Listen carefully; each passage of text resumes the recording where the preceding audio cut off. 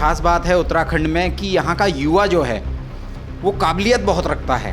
पहाड़ी राज्यों में पहाड़ का विकास होगा, वो कहीं दूर दूर तक होती हुई हमें दिखाई नहीं दे रही है।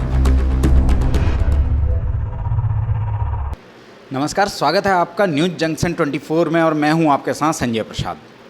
आज हम आए हैं आम आदमी पार्टी के कार्यालय, जहां आम आदमी पार्टी से समित टिक्कू जी हमारे साथ हैं। इनसे जानते हैं किस तरीके की तैयारी चल रही है 2022 को लेके और क्या कुछ जनता के बीच में लेके जा रहे हैं समित जी। समित जी, सबसे पहले तो स्वागत है आपका न्यूज़ जंक्शन में। नमस्कार। तो समित जी, सबसे पहले हमें ये बताइए कि 2022 के लिए किस तरीके की तैयारी चल रही है, क्योंकि उत्तराखंड जो क्षेत्र है वो आम आदमी पार्टी के लिए नया है। किस तरीके की रणनीति रहेगी और क्या कुछ चीज़ें जनता के लिए आप लेके आए हैं?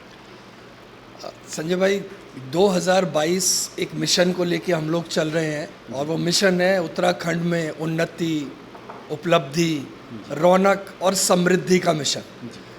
इसको लेके हमारे जो मुखिया हैं माननीय अरविंद केजरीवाल जी, वो पूरी एक प्लानिंग के तहत जो है वो काम चल रहा है और हम जन जागरण के माध्यम से जन जन के पास जाकर और जो अच्छे कार्य हम लोगों ने दिल्ली में किए हैं उनको लेके जा रहे हैं। और अभी जैसे हमारे माननीय मुख्यमंत्री जी केजरीवाल जी ने देहरादून में कहा था कि हम पहली कलम से जिस दिन सरकार बनेगी तो हम 300 यूनिट बिजली फ्री देंगे। तो अब हम पूरा का पूरा एक गारंटी कार्ड लेके जनता के पास जा रहे हैं, उन्हें बता रहे हैं कि इस बार का इलेक्शन एक बदनीयति और अच्छी नियति में होगा, तो आपको उसके परिणाम भी अच्छे देखने को मिलेंगे। बिजली का एक गाइडलाइन अलग है, बाकायदा हर बिल 1 महीने में ग्राहक को दिया जाता है, लेकिन बिजली एक ऐसा विभाग है जो 2 महीने में ग्राहक को बिल देता है। तो इसमें कैसे आप 300 यूनिट का सामंजस्य बैठाएंगे? सोच अच्छी होनी चाहिए, प्लानिंग अच्छी होनी चाहिए। देखिए, दिल्ली में 60,000 करोड़ का बजट है जी। मेरे ख्याल से लगभग 2200 करोड़ रुपए जो हैं वहाँ पे बिजली जो हम लोग दे रहे हैं, तो उसको 2200 करोड़ का खर्चा दिल्ली सरकार पे आया है। बिल्कुल। जब भ्रष्टाचार रुका, जब हम लोगों ने जो है इनकम बढ़ाई 2015 से 2020 के बीच में, हमने 30,000 करोड़ से 60,000 करोड़ का अपना एक बजट वहाँ पे पहुँचा दिया है जी। तो ये क्या कुछ तरीके ऐसे किए गए कि चोरी रोकी गई, करों की चोरी रोकी गई, उसके अलावा इनकम जनरेशन किया गया। तो जो उत्तराखंड का 50,000 करोड़ का बजट है उसमें 1,000 करोड़ रुपए निकालना जो लगभग इस योजना में आएगा, तो मुझे नहीं लगता कोई बहुत अच्छी बहुत बड़ी कोई बात है। कांग्रेस बीजेपी आपस में ही जिस तरीके से आज तक लड़ती आई है, तो उम्मीद करते हैं कि 2022 का इलेक्शन भी वो इसी तरीके से लड़ेगी। लेकिन आम आदमी पार्टी जो उत्तराखंड में आके नई पार्टी है और उत्तराखंड में आके कूदी है, तो बहुत सारी चीज़ें आम आदमी पार्टी के लिए, चाहे वो भौगोलिक परिस्थितियां हों या फिर लोगों से जुड़ाव की बात हो, तो उसमें कहीं ना कहीं दिक्कतें आम आदमी पार्टी को आएंगी। तो उसके लिए क्या आपने तैयारी कर रखी है? क्या आम आदमी पार्टी का विज़न है? किस तरीके से लोगों को अपनी तरफ लुभाने की तैयारी चली होगी? हम ज़मीन पे उतरकर पूरा प्रयास कर रहे हैं कि जितने जन मुद्दे हैं, जो जनता की समस्याएं हैं, उनको एड्रेस करने की पूरे प्रयास हम लोगों की तरफ से चल रहे हैं। और देखिए, अगर दोनों अगर पार्टियां रही हैं तो 10-10 साल दोनों ने राज किया है जी, बिल्कुल। लेकिन जनता के मुद्दों से उनका कोई जन सरोकार नहीं रहा है। तो हम लोग जो आ रहे हैं वो एक लोगों की उम्मीद बन के आ रहे हैं, त्रस्त है। हम जिस तरह से जा रहे हैं, लोगों को एक विकल्प की और अच्छे विकल्प की तलाश चाहिए, तो हम एक उम्मीद बन के लोगों के बीच में जा रहे हैं।